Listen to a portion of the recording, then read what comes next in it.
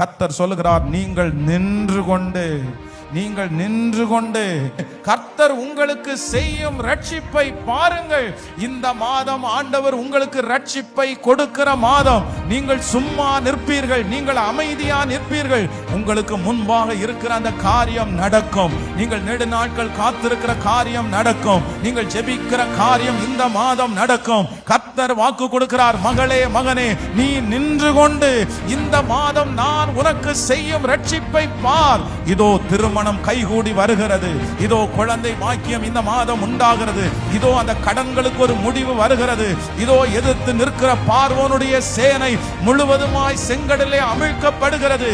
இதோ கர்த்தர் உங்களுக்கு பெரிய ரட்சிப்பை இந்த மாதம் கட்டளையிடுவேன் என்று வாக்கு கொடுக்கிறார். தூர இடத்துல இருக்கிற அந்த பிள்ளை மேல ஆண்டவருடைய மகிமை கடந்து போகட்டும், குடும்பத்தின் மேல கடந்து போகட்டும். இது சாதாரணமான மாதம் அல்ல, இது தேவன் எனக்காக இறங்கி வருகிற மாதம்.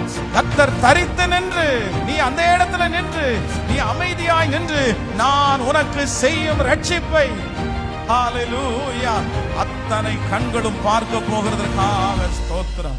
ஆமென்.